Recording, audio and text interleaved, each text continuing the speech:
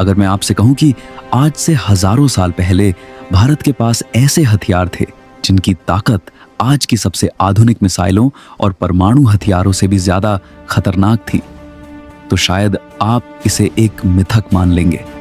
लेकिन सवाल यह है कि अगर ये सिर्फ कहानियां थीं, तो फिर इतने विस्तार से इनका वर्णन प्राचीन ग्रंथों में क्यों मिलता है? भारत के वेद, उपनिषद, महाभारत और रामायण सिर्फ धार्मिक ग्रंथ नहीं हैं। इनमें विज्ञान, खगोल, ऊर्जा और युद्ध तकनीक के संकेत भी छुपे हुए हैं। इन ग्रंथों में जिन हथियारों का जिक्र मिलता है, उन्हें अस्त्र कहा गया है। ये अस्त्र सिर्फ धनुष या भाले नहीं थे, बल्कि ऊर्जा से चलने वाली अत्यंत उन्नत प्रणालियां थीं। आज हम बात करेंगे भारत के उन प्राचीन हथियारों की जिन्हें आज भी आधुनिक विज्ञान पूरी तरह समझ नहीं पाया। सबसे पहले ब्रह्मास्त्र। ब्रह्मास्त्र को सबसे विनाशकारी हथियार माना गया है।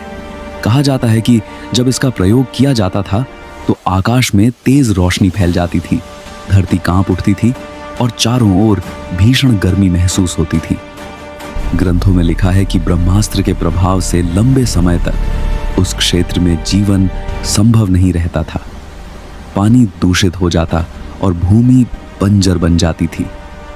आज जब वैज्ञानिक इन वर्णनों को पढ़ते हैं तो उन्हें परमाणु विस्फोट और रेडिएशन की याद आती है।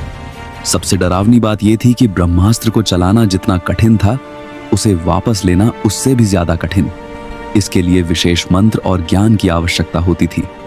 अब सोचिए, अगर यह सिर्फ कल्पना थी तो इतनी सटीक जानकारी कैसे लिखी गई? अब बात करते हैं सुदर्शन चक्र की।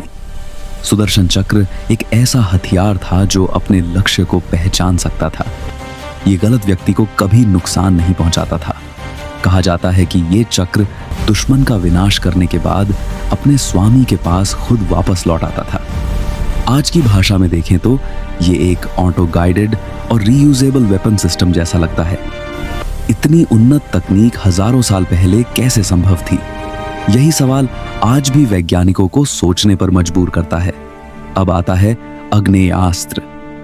आग्नेयास्त्र आग और ऊष्मा की शक्ति से जुड़ा हुआ था।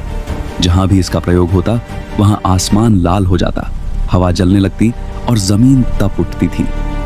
ग्रंथों में वर्णन है कि आग्नेयास्त्र के बाद पूरा क्षेत्र धुएं और राख से भर जाता था।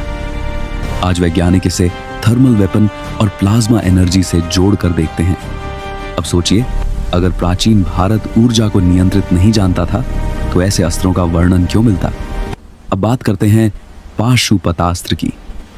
पाशुपतास्त्र सबसे रहस्यमयी और सबसे खतरनाक अस्त्र माना गया है। कहा जाता है कि इसका प्रयोग सिर्फ अंतिम स्थिति में किया जाता था। इस अस्त्र की शक्ति इतनी विनाशकारी थी कि यह पूरी सृष्टि का संतुलन बिगाड़ सकता था। इसी कारण इसे आम योद्धाओं को नहीं, बल्कि उच्च तप और ज्ञान वाले ऋषियों को ही सौंपा जाता था।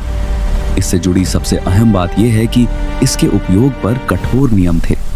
गलत प्रयोग पूरे संसार के लिए विनाश ला सकता था। और अंत में इंद्र का वज्र। वज्र बिजली और ऊर्जा से जुड़ा हुआ एक दिव्य हथियार था।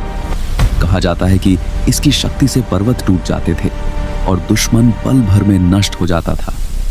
आज की आधुनिक दुनिया बिजली और ऊर्जा को हथियार के रूप में इस्तेमाल करने की दिशा में तेजी से बढ़ रही है।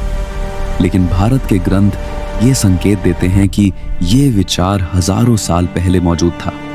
इन सभी अस्त्रों में एक बात समान थी। इनका प्रयोग अंधाधुंध विनाश के लिए नहीं, बल्कि धर्म और संतुलन की रक्षा के लिए किया जाता था। शायद यही कारण है कि ये ज्ञान समय के साथ धीरे धीरे खो गया। आज हमारे पास इन अस्त्रों की पूरी तकनीक नहीं है, लेकिन उनके संकेत अब भी मौजूद हैं। और यही संकेत हमें ये सोचने पर मजबूर करते हैं कि भारत का अतीत हम सोचते हैं उससे कहीं ज्यादा उन्नत था। तो सवाल अब भी वही है, क्या ये सब सिर्फ पौराणिक कथाएं हैं या फिर वो विज्ञान जिसे हम भूल चुके हैं?